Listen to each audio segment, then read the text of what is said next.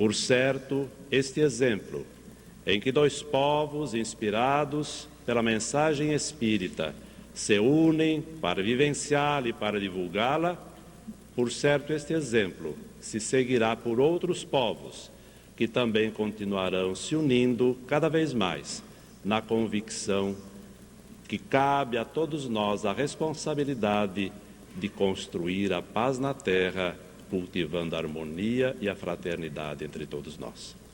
O Conselho Espírita Internacional, portanto, se rejubila e abraça a todos os companheiros aqui presentes, certos de que estaremos não apenas ampliando e reforçando os conhecimentos que a doutrina espírita nos traz, mas também e principalmente fortalecendo os laços de união indispensáveis ao nosso crescimento espiritual. Que Jesus nos fortaleça a todos, nos inspire e nos ampare em todo o trabalho desenvolvido por esta Conferência Espírita Brasil-Portugal. Excelentíssimo senhor Dr. Ailton Sepúlveda, muito digno representante do excelentíssimo senhor governador do estado da Bahia, Dr. César Borges, ilustríssimo senhor procurador-geral do município, Dr. Graciliano Mosca, muito digno representante do ilustríssimo senhor prefeito da cidade do Salvador, Dr. Antônio Embaçaí. Ilustríssimo senhor cônsul de Portugal na cidade do Salvador, o nobre diplomata Oscar Ribeiro Felipe. Excelentíssimo senhor representante do presidente da Assembleia Legislativa do Estado da Bahia, deputado Antônio Norato, representado nesta noite pelo nobre deputado Edmond Lucas. Excelentíssimo senhor presidente da Federação Cultural Afro-Brasileira, senhor Aristides Oliveira Mascarenhas. Excelentíssimo senhor pastor da Igreja Presbiteriana de Salvador, senhor Adalto Magalhães. Espíritas do Brasil, espíritas de Portugal, espíritas de diversos países aqui presentes, meus queridos irmãos. Exoramos a inteligência suprema do universo que nos abençoe, propiciando-nos a iluminação na busca da nossa plenitude. Na abertura desta Conferência Espírita Brasil-Portugal, celebrando os 500 anos de descobrimento do Brasil, desejamos recordar-nos da figura simpática e trabalhadora do jornalista Luiz Olímpio Teles de Menezes, que no dia 16 de março do ano de 1893, desencarnava nesta cidade do Salvador, após haver realizado uma atividade das mais nobres no continente sul-americano, em torno da divulgação da doutrina espírita no Brasil. Luiz Olímpio Teles de Menezes, no ano de 1853, nesta cidade do Salvador, já noticiava pelas colunas do Jornal do Comércio as manifestações mediúnicas através das mesas falantes que estavam invadindo o mundo europeu e particularmente a França. Fascinado com este fenômeno admirável e mais tarde tomando contato com as obras espíritas publicadas pelo eminente codificador Allan Kardec, Luiz Olímpio Teles de Menezes tem a ocasião de fundar nesta cidade, no mês de setembro de 1865, o Grupo Familiar de Espiritismo de efêmera duração. Mas logo depois, a 1º de julho de 1869, apresentar na cidade do Salvador o periódico Eco do Além-Túmulo, que logo depois teria dificuldade em dar prosseguimento às suas publicações, graças à intolerância religiosa que vigia sob o comando do Sr. Conde dos Arcos. Este homem notável manteve contato epistolar com Allan Kardec e desta cidade do Salvador mandou ao eminente codificador da doutrina espírita uma página comovedora que fora ditada pelo Espírito de verdade e que estava perfeitamente em consonância com as informações que Allan Kardec recebia de diferentes partes do mundo, portanto, que seguiam da terra do Brasil, como que preparando o advento novo de uma era que viria para transformar este país continental, que tem a forma de um coração geográfico, na grande pátria do Cruzeiro e no mesmo coração do mundo. Esta evocação, para poder agradecer a Luiz Olímpio Teles de Menezes, que foi considerado o pioneiro do espiritismo nas terras do Brasil. Toda a nossa alegria pelo imenso legado que ele nos ofereceu, através de lutas renhidas e de batalhas sem quartel, para que aqui no país e na cidade do Salvador implantasse a terceira revelação. No entanto, recuando um pouco, alguns séculos, nós teríamos a oportunidade de contemplar uma pequena ilha perdida no arquipélago do Dodecaneso e que hoje faz parte do departamento de Kalinso, na Grécia, a 30 quilômetros da ilha de Samos, célebre, aquela ilha perdida em pleno coração do mar. Recordarmos-nos de um homem extraordinário que tivera a oportunidade de conviver com Jesus e que fora considerado seu discípulo amado. Ele ali estava em pleno exílio, graças a Tito Flávio Otaviano, aquele filho notável de Vespasiano, que começara o cerco de Jerusalém e no ano 69 da nossa era se transformara em imperador de Roma, deixando seu filho para que terminasse as grandes batalhas de destruir as muralhas de Jerusalém e derrubar também, no ano de 70, o famoso templo, ensejando a primeira diáspora do povo hebreu. Tito Flávio Domiciano não herdara a grandeza de seu pai Vespasiano, que no leito da morte proclamava: sinto-me tornado um Deus. E quando percebeu que a morte se lhe acercava, pediu aos servidores que o vestissem, porque o imperador deveria morrer de pé.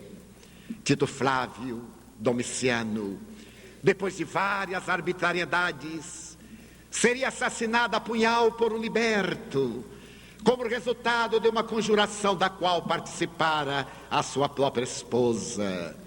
No desvario da loucura que o tomara, mandara para o exílio a figura incorruptível de João o Evangelista. E aquele discípulo bem-amado que um dia tivera a oportunidade de dizer que Deus era amor, ali escrevera, sob a inspiração do mundo transcendental, a revelação do Apocalipse.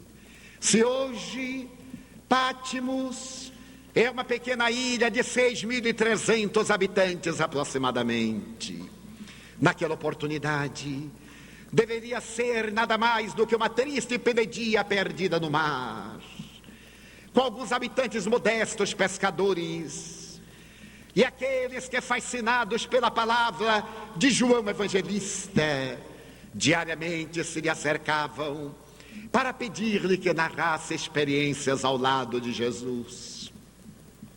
E o venerando apóstolo diariamente se referia ao amor. Tudo quanto eu vos posso dizer é que o amor é a alma da mensagem do Mestre.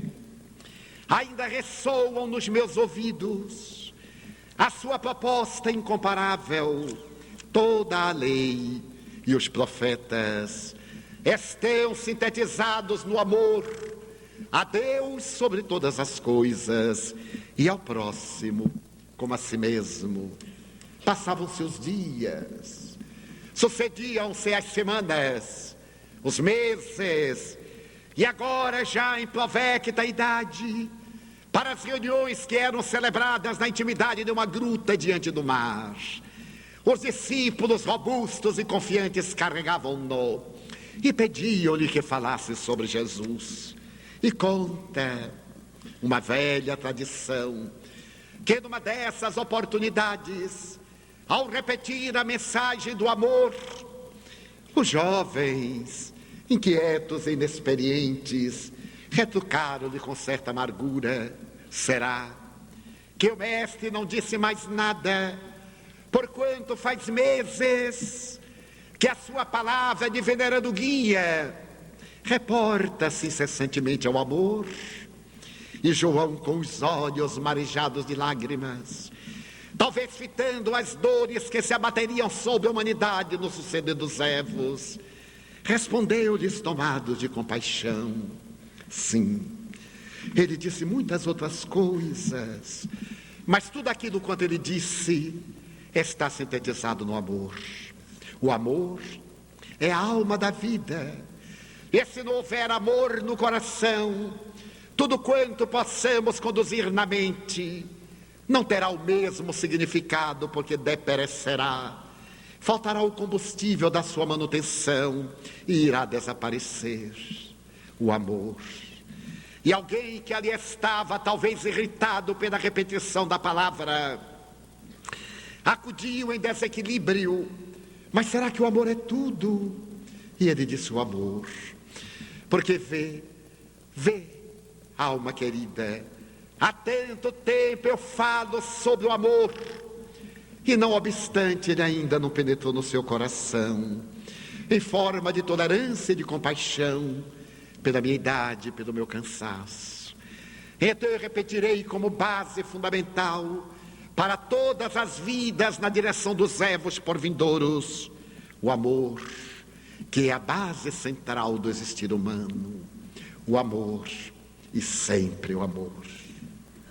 Passaram-se quase 19 séculos, e no dia 30 de abril do ano de 1869, na Sociedade Parisiense de Estudos Espíritas, após 30 dias da desencarnação de Allan Kardec, os seus discípulos estão reunidos, quando, inesperadamente, o querido mestre retorna de além-túmulo para trazer a mensagem: escutei o vosso chamado. Antes, eu não vos pude atender, porque, como sabeis, os espíritos temos atividades que nem sempre podem ser interrompidas. Venho dizer-vos da alegria de estar convosco e de acompanhar as atividades que se delineiam, tendo em vista a divulgação da doutrina espírita em relação ao futuro, pelo jornal, pelo livro, pelas conferências, mas principal e permanentemente através dos exemplos que devem estar exarados na lei da caridade, na tolerância e no amor. Desejaria recordar-vos que esse discípulo humilde, daquele nascido da luz, da figura incomparável do mestre Galileu, que nos ensinou a amar, recomenda-vos que no amor está a explicação para todos os comportamentos, e quando o amor toma conta do coração, já não teremos soldados, não teremos exércitos no mundo. Ele se encarregará de modificar as estruturas da sociedade. Eis que retorno para recordar o mandamento maior, aquele de Jesus Cristo, que nos recomenda amar. Em várias comunicações que haviam sido apresentadas na Revista Espírita de maio do referido ano de 1869, em que Allan Kardec se comunicara em diversos grupos, depois de saudar o presidente em exercício da União Espírita Parisiense, ele se dirige a Nicolau Camille Flammarion, o jovem cientista que desde os 19 anos era diretor do Observatório Astronômico de Juvisy, na França, e agradece-lhe as palavras ricas de fé, a coragem com que ele, o cientista, havia apresentado a sua profissão de fé ante a tumba, para, no momento em que o corpo do mestre descesse e fosse consumido, a alma liberta pudesse singrar os rios do infinito na direção da imortalidade. Depois de agradecer as referências que lhe haviam sido feitas, ele se refere à necessidade do amor como base de consolidação da doutrina espírita, mas não apenas do espiritismo em Paris, não somente do espiritismo na França, mas do espiritismo que se iria estender sobre toda a terra, para enlaçar as criaturas humanas nos vínculos sublimes da verdadeira fraternidade.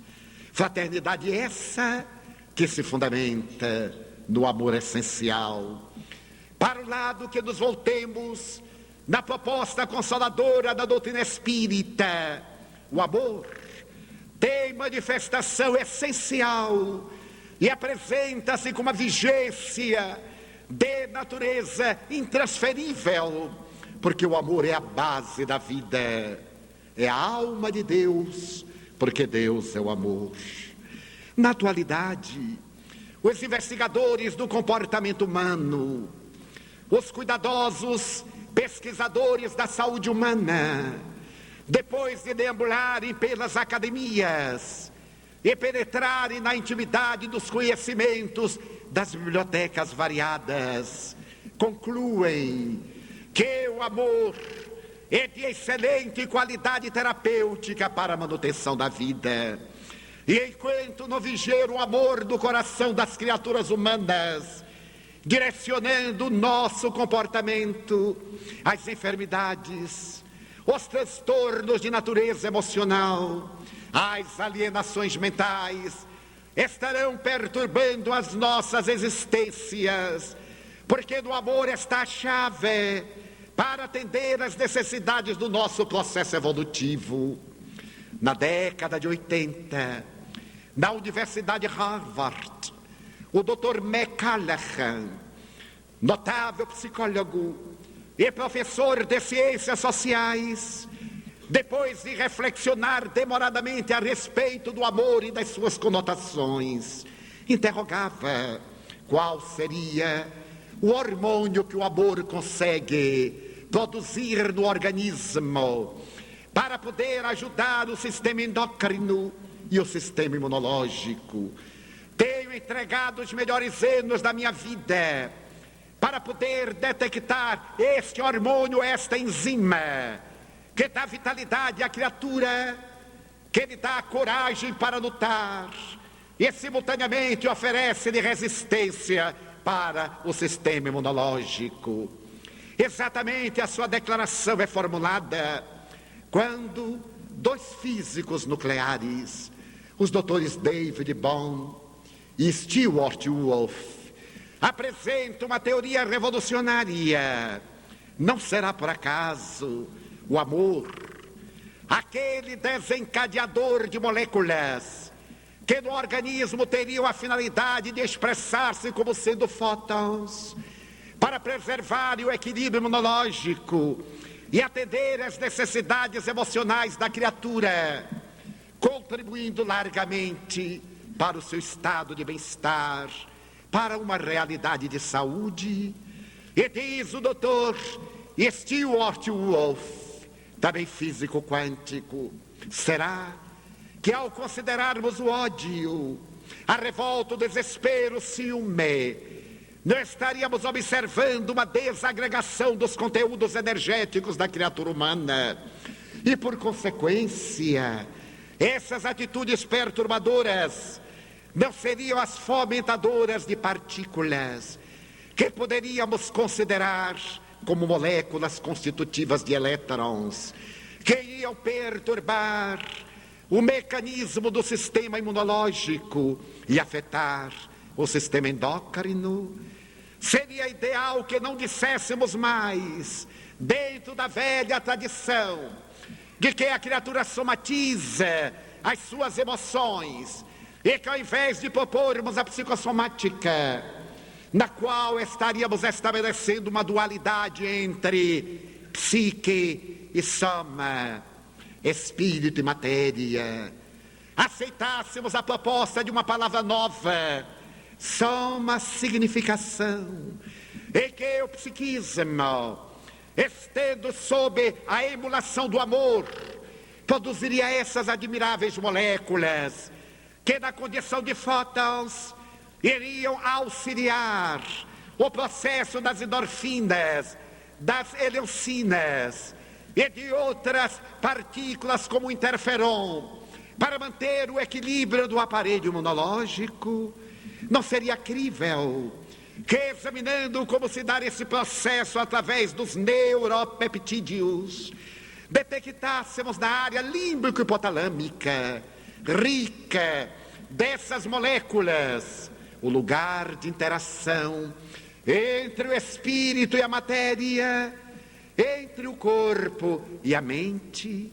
Nós advogamos, estabelece esse admirável par de cientistas atômicos, que nessa área estaria a interação espírito e matéria, mente e corpo, graças ao fenômeno dos neuropeptídeos, aí encarregados de decodificar as ondas mentais, ensejando a verbalização, a comunicação como do exterior, e ao mesmo tempo produzindo partículas que seriam consideradas fótons, ou partículas, moléculas que seriam consideradas elétrons, vindo confirmar de alguma forma a excelência da doutrina espírita.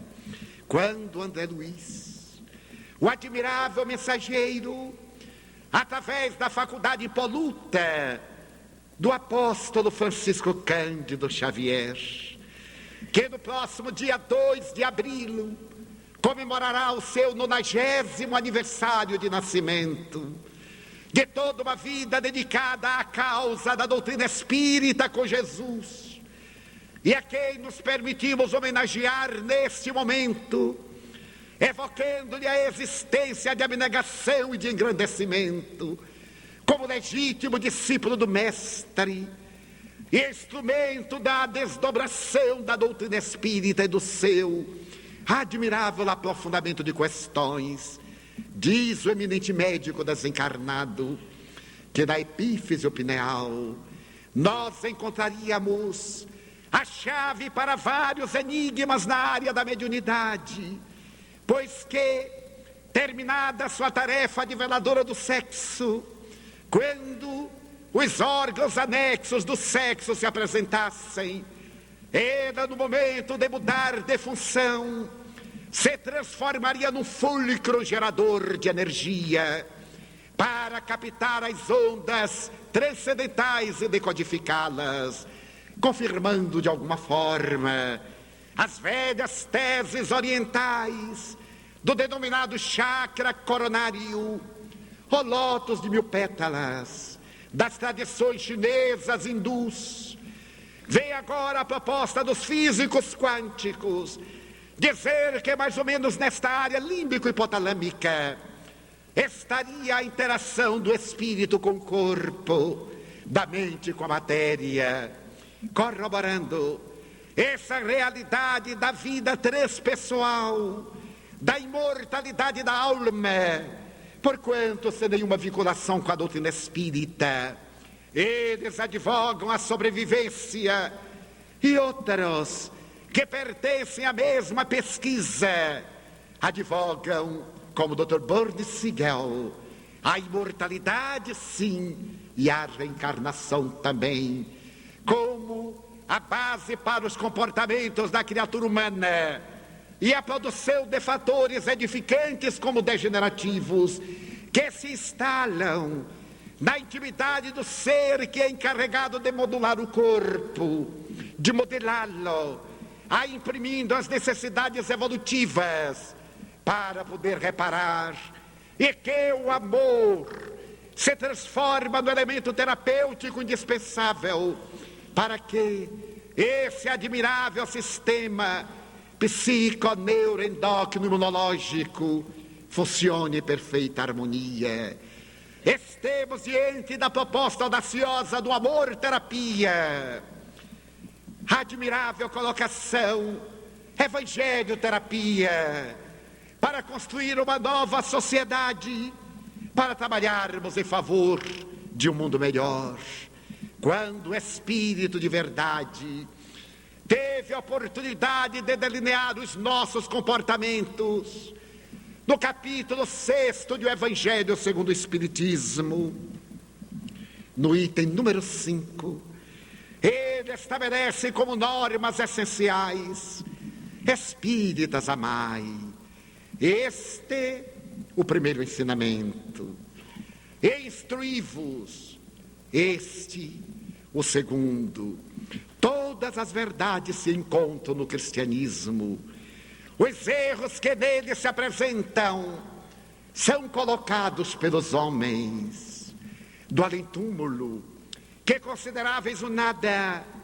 Volto os imortais para dizer-vos que Jesus Cristo é o vencedor do mal. Sede vós os vencedores da impiedade. Dê albendo para nós uma era inteiramente nova, por ensejar-nos uma visão cósmica, para derrubarmos as fronteiras que tanto produzem prejuízos entre as criaturas humanas e estabelecermos a fronteira da fraternidade universal, porquanto na condição de espíritos, ora reencarnamos numa pátria, ora noutra, e muitas vezes retornamos àquelas onde delinquimos para reparar.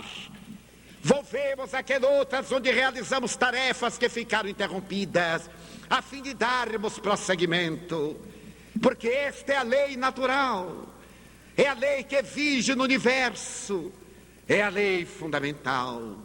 Allan Kardec, com a percussiência que lhe era característica, na terceira parte do Livro dos Espíritos, centraliza a sua obra de ciência e de filosofia na proposta do amor. E desse amor, que é a lei natural, ele destaca 10 leis fundamentais que irão caracterizar as necessidades da criatura humana no seu processo evolutivo, estabelecendo as diretrizes de equilíbrio para todos os momentos da nossa vida.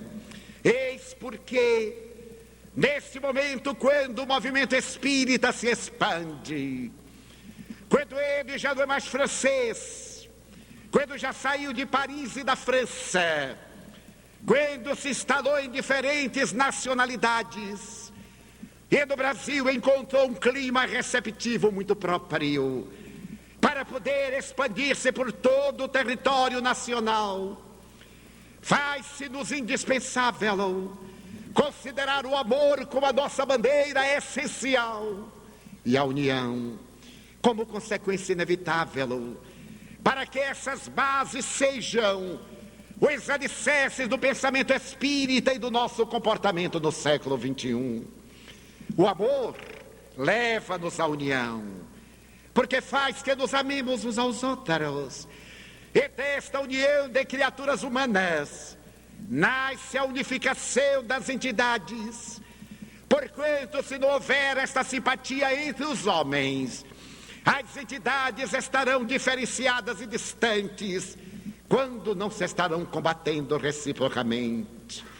Será através do amor que o código da doutrina espírita, muito bem delineado naquilo que se convencionou chamar o credo, os vários itens que nos trazem as bases do pensamento filosófico, ético e religioso do Espiritismo.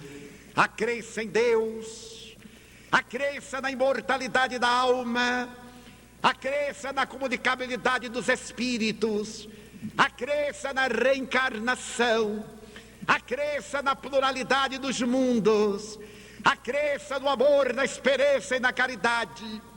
Será somente através desse comportamento que poderemos criar um movimento forte e vígil para resistir e enfrentar com sobranceria o materialismo, que é o nosso inimigo comum.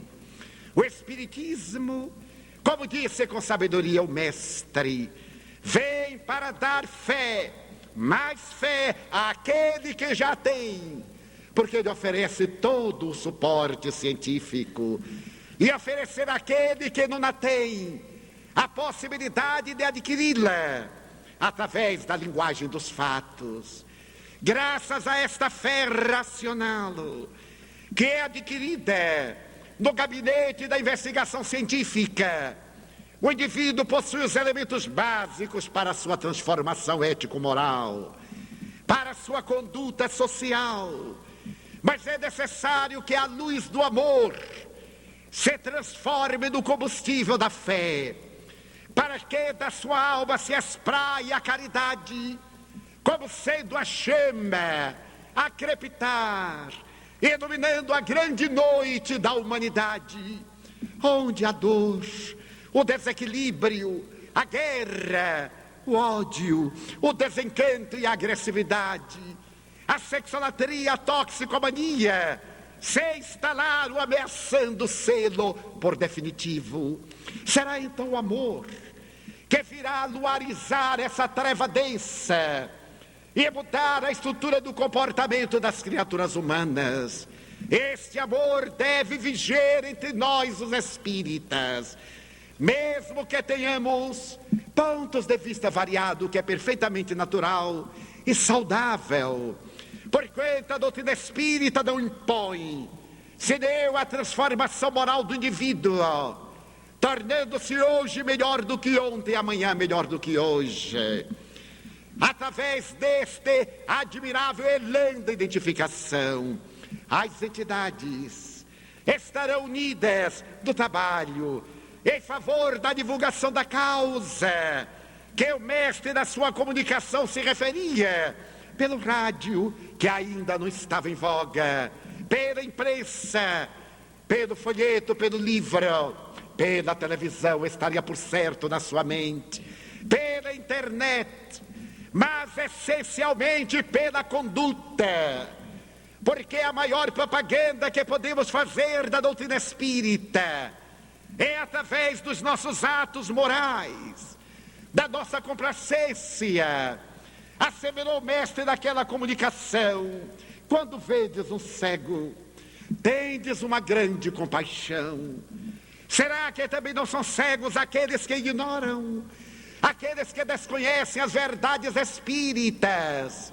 E nós diríamos, aqueles que as conhecendo não as praticam, procuram adaptar as suas paixões ao seu sentimento egotista, para poder projetar a sua imagem doentia em detrimento do seu self, da realidade da confraternização. O amor e a união são essenciais para que a divulgação da doutrina espírita se faça cada vez com maior propriedade e profundidade, e possa demonstrar que somos verdadeiramente discípulos de Jesus, a quem dizemos amar, e que ainda continua pedindo-nos o testemunho, o holocausto da renúncia das nossas vaidades e paixões em prol da obra, que abracemos com entusiasmo, e que neste crepúsculo de milênio deverá ser o adubo para fertilizar a era nova, que derbará logo mais a 1º de janeiro de 2001, e se alongará por 1000 anos, ensejando que o nosso planeta de provas e de expiações se transforme em mundo de regeneração. Se nós, os espíritas, não nos dermos conta e não nos conscientizarmos da excelência do amor, praticado e vivido em todas as horas, muito difícil será a instalação da doutrina espírita na terra, porque os melhores esforços serão baldos pela falta da sustentação do exemplo. Mas não ignoramos que exemplos não faltam. Toda vez que nos recordamos dos mártires dos primeiros dias, 300 anos de holocausto, 1 milhão de vidas que foram entregadas a Jesus, recordemos-nos sim de que o amor vitalizava-os, o amor produzia a eliminação de hormônios específicos que os imunizavam da dor, atirando-se às feras, deixando-se queimar por fidelidade a Jesus, experimentando o opróbrio, a humilhação, o exílio, mas de maneira nenhuma abandonando a sua fidelidade ao herói da sepultura vazia. É verdade que já não temos os circos em ambientes circunscritos e fechados. Agora a arena se faz muito maior e as feras não estão lá fora aguardando-nos. Encontram-se nas províncias de nós mesmos. São o ciúme, o egoísmo, o orgulho, a intolerância, o ódio, as várias manifestações que defluem do nosso orgulho, do nosso egoísmo, esses dois adversários da criatura humana. E Allan Kardec estabeleceu que o egoísmo é o grande câncer da sociedade. Essas feras com as quais estamos em reída batalha vigiam-nos e espreitando-nos aproveitam-se de qualquer momento de debilidade nossa para se apossarem do país do nosso eu e desencadearem outras paixões em guerras intérminas. Eu me recordo que na tradição do Vedanta, no Bhagavad Gita, Krishna vem falar ao seu discípulo Arjuna a respeito da reencarnação, da necessidade de o ser depurar-se etapa a etapa pelo mecanismo das vidas sucessivas. E à medida em que o grande mestre orienta o discípulo imberbe, sonhador e jovem, esse lhe pergunta o que é necessário fazer para atingir as metas a que me devo propor. E o grande guru lhe responde com sabedoria: tu és um príncipe Pandava, e ninguém atingirá a plenitude sem uma batalha tremenda. É necessário que lutes e termina infatigavelmente contra os teus adversários, que são teus parentes, são aqueles da raça guru. É necessário que os enfrentes, que os destruas. E o jovem, sem entender, pergunta-lhes: se são meus parentes, como irei combatê-los? Será lícito que eu mate os meus primos, os meus tios, os meus irmãos? E Krishna lhe diz: para a tua sobrevivência é necessário estiolá-los sem comiseração. A batalha é terrível e deve ser travada de imediato. Eles são mais numerosos do que tu e do que os teus, mas é indispensável que te recuperes nas forças e que os enfrentes com este estoicismo que a fé te dará. Mas, Senhor, onde se travará essa batalha? E Krishna lhe diz: no campo da consciência. Os Kurus são as imperfeições, os Pandavas são as virtudes. São elas que devem sobreviver nesta batalha continuada.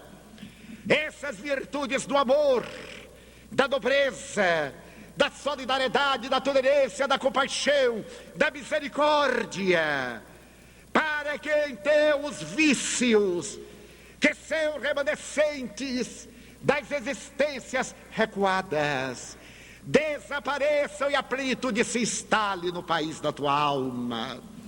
Essa proposta multimilenária está colocada também na boca de Jesus, quando ele se refere à necessidade do amor a Deus, ao próximo, como a si mesmo.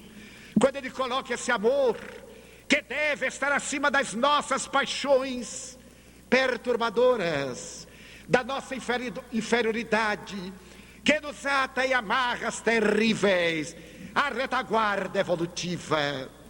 A doutrina espírita, por sua vez, atingindo a mais excelente qualidade do amor, que é a caridade, sem a qual não há salvação, vem pedir-nos que travemos esta batalha sem quartel, dentro de nós, sem testemunhas, sem aplausos, sem gratidões nem homenagens, de que ninguém tomará conhecimento, senão através dos efeitos, dos resultados, mas de que nos daremos conta, ascendendo passo a passo, no processo da evolução, libertando-nos dos instintos primários, deixando de lado essas manifestações do atavismo ancestral, para atingirmos altos níveis de consciência, de discernimento, até podermos sintonizar nesse estágio sublime da intuição. Com vossa licença, há 2 anos estava psicografando, e se tratava de uma obra romanceada do espírito Victor Hugo. Na sala singela onde trabalhamos pelas avançadas horas da madrugada, temos um gravador, um aparelho de música, e alguns espíritos preferem que coloquemos música, não só para criar uma psicosfera que seja favorável ao fenômeno, como também talvez porque lhe seja agradável recordar as músicas que conheceram enquanto estavam na terra. E o espírito Victor Hugo tem preferência por determinados clássicos, por determinados e admiráveis pioneiros da música superior. Entre muitos, ele nos sugeriu que adquiríssemos alguns CDs de Brahms, de Bach, de Beethoven e de outros. E quando vamos psicografar, colocamos 5, 6 CDs, porquanto esse trabalho se prolonga por várias horas. E naturalmente somos beneficiados no processo de musicoterapia. Nessa oportunidade, sentia-me totalmente deslocado do corpo físico. Enquanto o benfeitor escrevia, e estava no aparelho de som uma música da sua preferência, o Requiem de Mozart. A música recordava aquele momento da morte, quando o anjo da desencarnação se acerca, e ali na sala, em penumbra quase total, orando e também escutando a música, vimos chegar suavemente uma luz que parecia adentrar-se pela porta que nos dá acesso ao corredor da casa grande na Mansão do Caminho. E à medida em que a luz se adentrava em uma tonalidade sulferina, destacaram-se 2 damas desencarnadas. Uma delas, que parecia haver desencarnado entre 60 e 62 anos, trajando-se aos anos dourados, apresentava-se com um semblante rico de beleza, com claridades diáfanas, que se exteriorizavam do mundo interior. E então ela sorriu e me disse: aqui estou atraída pela música. Quando eu estava na terra, gostava muito do Requiem de Mozart. E ao ouvir a música, fomos atraídas, tanto eu quanto minha amiga. Se tratava de um espírito que, por certo, desencarnara entre 40 e 42 anos. E essa outra me disse: esta música assinalou a minha vida de maneira tão profunda que eu tenho imensa gratidão a Mozart e àqueles que a orquestraram e àqueles que a gravaram, pelo muito de felicidade com que enriqueceu a minha vida. A primeira me disse: aqui estamos para fazer-lhe 2 pedidos. O primeiro deles é meu e o outro de minha amiga. Eu morava no Vale do Paraíba, perto da Serra da Mantiqueira, na cidade de Y. E ali muitas vezes pela madrugada eu abria a janela da minha propriedade, que era uma fazenda, e via cascatas caindo da serra e arrebentando cristais nas pedras. Quando o vento balsâmico entrava na intimidade do meu quarto e a natureza estava solfejando a sua orquestração natural, eu colocava numa velha vitrola a música de Mozart, e os vários discos iam sucessivamente caindo e dando-me beleza à alma. Então eu orava saudando o dia, e era uma apaixonada pela música e pela natureza. Como consequência, agora no mundo espiritual, eu estou procurando pessoas para formular um pedido. Já tenho estado em outros lugares e hoje aqui, enquanto a música nos enriquece, eu queria pedir ao Senhor que por onde quer que vá, diga às criaturas que nós, aqueles que desencarnamos, nós as amamos. A morte não interrompe os sentimentos do amor. Diga-lhes que nós, os desencarnados, temos muitas saudades da terra. A terra não é um vale de lágrimas. A terra não é um lugar de exílio. A terra é uma bendita escola onde desenvolvemos os nossos valores adormecidos e crescemos na direção de Deus. Não pode haver nada mais belo do que o amanhecer terrestre, do que o entardecer, quando o astro-rei coroa as nuvens com seu leque de plumas coloridas, e a brisa fria da noite, quando sopra, apresenta-nos o céu em tonalidades de chumbo turquesa, assinalados pelas estrelas aurifugentes. Diga-lhes que o amor permanece apesar da dissolução dos vínculos materiais, que nós os busquemos nas esferas do sonho, que mantemos contato com eles quando menos esperam, que choremos com as suas lágrimas e sorrimos com seus lábios entreabertos, que nós os amamos. Mas gostaria também de pedir que eles amem a terra, o planeta, que amem a natureza, que procurem preservar esses fenômenos que mantêm a ecologia, para que o planeta nos possa albergar ainda por alguns milênios em nosso processo de evolução. Diga-lhes que uma outra vez abandonem o bulício das cidades tumultuadas e procure o campo para contemplar o entardecer ou uma madrugada, que busque uma praia deserta e reflexione por ela em torno da magia e dos mistérios, entre aspas, do mar.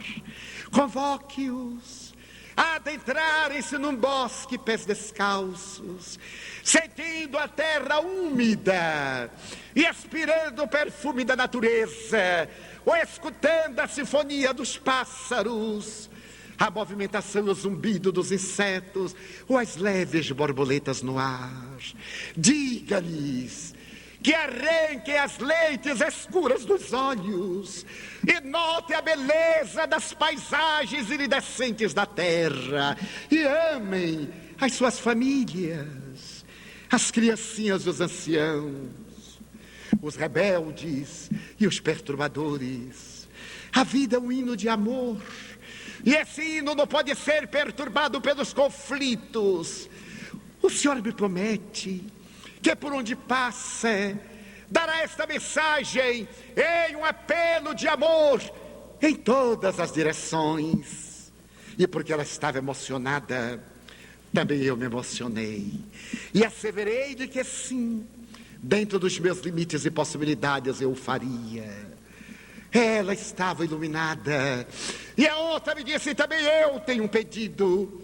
Como lhe falou minha companheira, estou no mundo espiritual, mas na terra deixei uma filha, que é a razão da minha ternura, da minha esperança e das minhas lágrimas. Minha filha experimentou a orfandade muito cedo. Eu morava em São Paulo, na grande urbe, próximo ao viaduto do Chá. Quando ela completou 4 anos, o meu marido desencarnou. E a perda do pai, para ela, foi muito dolorosa. Não poucas vezes, com as suas pequeninas, segurava minhas mãos e perguntava, por que, mamãe? Todo mundo no jardim tem papai e eu não tenho. Onde papai está? E eu lhe dizia, além, ao de lá, muito longe. E não sabia mais o que dizer. A convicção religiosa que eu abraçava não me dava maiores elementos. Eu lhe dizia, veja o céu, além das nuvens, papai está esperando por nós. E ela cresceu, amarga e amargurada. Não saberia dizer por quê. Desdobrei-me para dar-lhe a melhor educação, na condição de uma mulher viúva da classe média. E quando ela se adentrou pela Universidade de São Paulo, após haver passado na disciplina de psicologia, ela me trouxe de presente a música de Mozart, o Requiem. E muitas vezes colocávamos na velha vitrola. Ela se deitava no sofá, punha a cabeça sob o meu colo, e enquanto ele alisava os cabelos lindos e delicados, ela ainda me perguntava por quê. Eu hei de entender o mistério da morte, porque as pessoas amadas morrem e os maus permanecem. Eu não consigo entender Deus, que arrebata os pais e deixa os filhos na orfandade. E em lágrimas eu procurava explicar-lhe, sem conseguir êxito, enquanto a música profunda, melancólica, doída, mais nos penetrava o coração. Quando ela estava no 3º ano de psicologia, eu desencarnei. E a minha filha, desesperada, adotou um comportamento materialista e posteriormente adotou a visão freudiana da vida. Naturalmente deixou-se consumir pela revolta, sem pai, sem mãe. Ele encontrava na libido a explicação para todos os tormentos, nos instintos primários. E eu tenho tentado tudo. Hoje minha filha é dependente de substâncias alcoólicas. E se encontra no momento mais grave de toda a sua existência. Eu venho pedir-lhe um grande favor. Que telefone a minha filha. Não espere que ela vá receber bem. Ela é muito amarga. Mas diga-lhe que eu a amo. Eu já o disse por outras bocas, por outras mãos. E ela naturalmente tem mecanismos esculpistas. Inconsciente coletivo, hiperestesia indireta do inconsciente, telepatia, todas essas explicações. E ela vai dizer o mesmo. Mas hoje eu pretendo dar-lhe 2 argumentos diante dos quais ela não terá sofisma.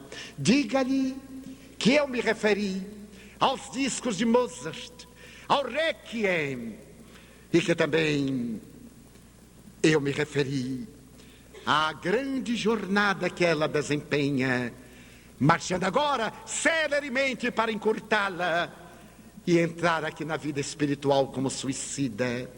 O senhor me promete? Eu disse, mas é natural. Mas como fazê-lo? São Paulo tem 13 milhões de habitantes, na grande São Paulo. Como eu poderia identificá-la? E ela me falou, o senhor seria capaz de memorizar o número do telefone? Eu disse, é provável, se a senhora me repetir algumas vezes. Tive a ideia de solicitar-lhe que pedisse ao espírito Victor Hugo para que ele anotasse num papel à parte o nome da moça, o número do telefone, o que ela fez. E eu observei um fenômeno muito curioso. Ele escreve por meu intermédio com o braço direito, apoiando a cabeça, sempre nessa postura que é mais reconfortante. A mão esquerda apoiando a cabeça. Ele tirou-a e enquanto escrevia com uma, anotou o endereço e o telefone, o seu nome com a mão esquerda. E as duas me falaram da beleza da vida, da necessidade de cantarmos e exaltarmos o amor. E quando a música se ia acabando, aquela segunda me disse, olha o relógio. E eu olhei, eram 2h45 da manhã. Neste momento, eu vou estar com a minha filha no país dos sonhos, vou adverti-la, mas ela vai pensar naturalmente, dentro das suas explicações, que é o delírio, que é alguma herança, talvez irá interpretar como sendo um arquétipo, quem sabe. O senhor dirá na última instância que nesta madrugada eu estive com ela e lhe falei mais ou menos a mesma coisa. Está bem? Eu estava comovido. A música silenciava, as duas damas saíram, a sala voltou à sua penumbra habitual. Quando eu despertei na chamada consciência objetiva e olhei o relógio, eram 3h15 da manhã. Lembrei-me do evento e ali estava no papel o nome da psicóloga, o seu endereço, o seu telefone. Fui deitar-me. No dia seguinte, às 8h, recordei-me, mas achei que era cedo demais para um telefonema desta natureza. Deixei passar algum tempo e às 9h, 9h15, eu fiz a ligação. E uma voz ainda sonada atendeu-me e ele disse diretamente, doutora fulana, estou chamando-a da cidade do Salvador. Meu nome, declinei-o, o número do meu telefone, para que a senhora não pense que se trata de uma fraude, de uma chantagem, ou talvez de uma brincadeira. Eu gostaria de dar também alguns telefones, entre outros, do Dr. Miguel de Jesus Sardano, em Santo André, para que a senhora receba informações a respeito do meu caráter, de quem eu sou. Eu disse, mas eu não estou entendendo. Eu digo, vai entender. Ou da doutora fulana de tal, do doutor Beltrano, psicólogo e psiquiatra, que eles puderam falar pelo menos da minha dignidade humana e dos meus interesses de bem servir. Porque esta noite, já pela madrugada, eu tive um encontro psíquico. Seria mais suave do que dizer um encontro mediúnico, com a sua genitora desencarnada. Ela disse, mais um. Eu disse, talvez o último, doutora. A sua mãezinha apareceu-me e eu serei capaz de descrevê-la, se lhe aprouver. Não, senhor, eu não tenho o menor interesse de saber, porque eu a conheço. Periodicamente aparece-me algum psicopata trazendo-me essas notícias absurdas, porque mamãe morreu, desintegrou-se o seu cérebro, deixou de funcionar, a vida acabou-se. Eu disse, é uma visão. Mas também há outras vertentes. Há a vertente do espiritualismo, em várias manifestações. E a vertente mais profunda, que é a vertente do espiritismo, que traz através da mediunidade as provas fundamentais da sobrevivência pela comunicabilidade do espírito. A senhora me pergunte o que lhe aprouver. E ela me disse, muito bem, e o senhor irá pescar no meu inconsciente. Eu disse, talvez sim, talvez não, mas eu assumi o compromisso de dar-lhe um recado. Ela está preocupada com a senhora. Ela me disse que a senhora está suicidando-se, sem o querer, É o mecanismo de fuga, e a senhora conhece isso muito bem, na sua condição de psicóloga ou de psicanalista. Desejo dizer-lhe que ela me informou que neste momento a senhora tomou algumas atitudes muito graves. Por favor, não desligue. Eu serei breve, embora os baianos não sejam tão breves assim. Mas eu serei desta vez. Desejo dizer-lhe que ela está preocupada e ama. Ela me falou a respeito do Requiem de Mozart, cujos discos a senhora lhe ofereceu quando soube do resultado da sua aprovação na Universidade de São Paulo. Ela diz, mas o senhor é um admirável telepata. Muito obrigado, doutora, pelo menos não sou psicopata. Mas ela disse mais coisa. Ela me disse que nesta madrugada, entre 2h45 e 3h15, a senhora sonhou com ela. E ela lhe falou exatamente esta mesma coisa. E eu senti que ela teve um choque.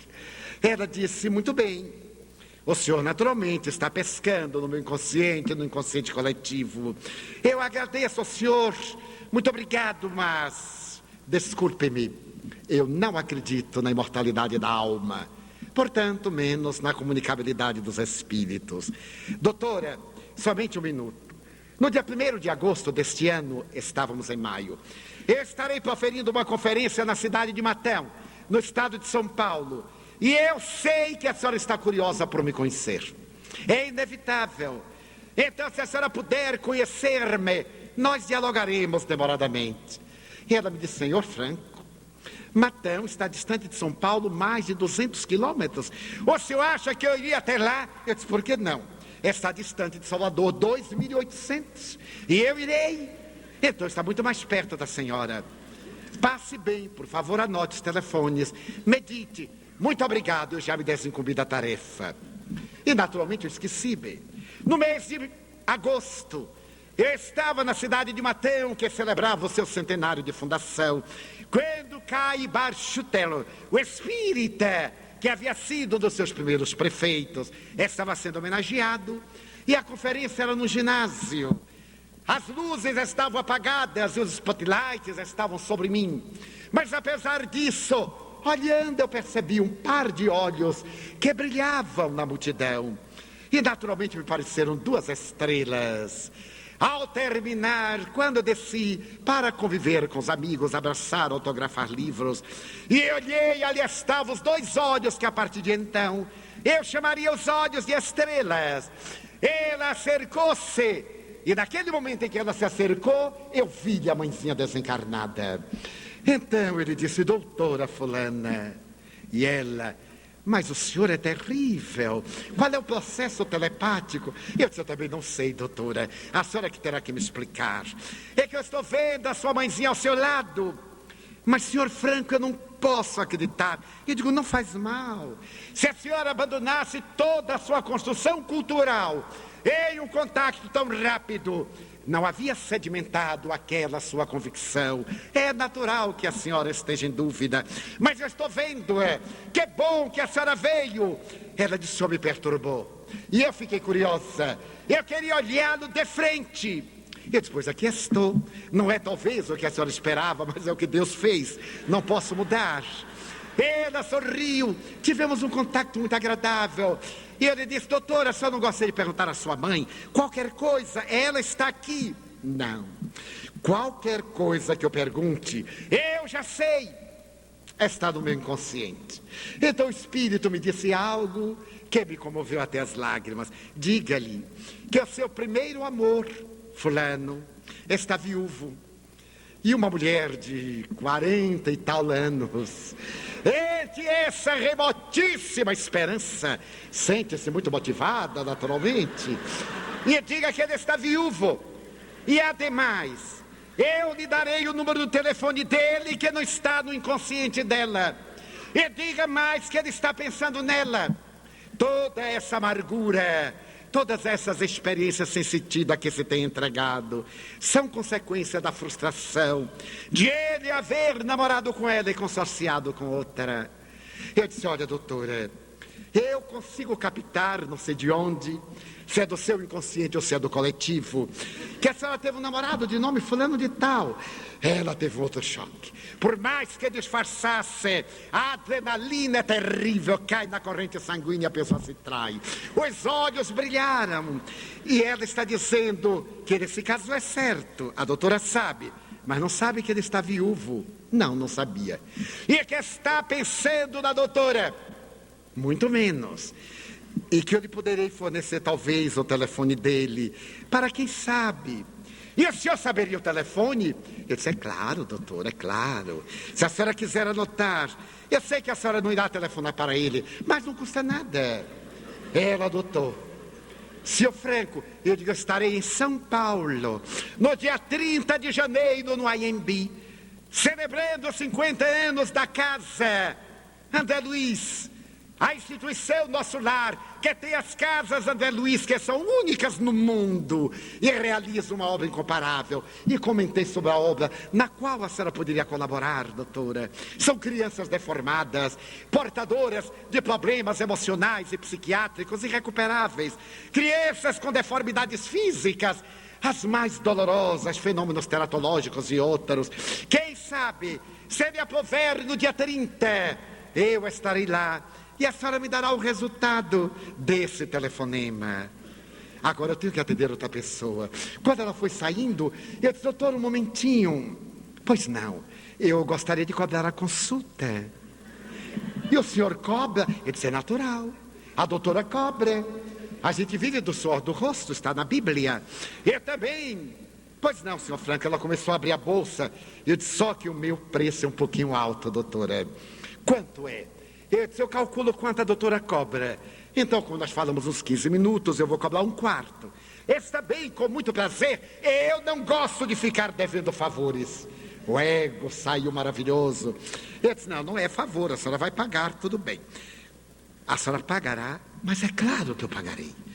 Então eu apanhei o livro dos Espíritos, de Allan Kardec, e disse, o meu preço é esse livro, doutora. E a senhora lê-lo. Mas, eu digo, é o meu preço, cada um tem um preço.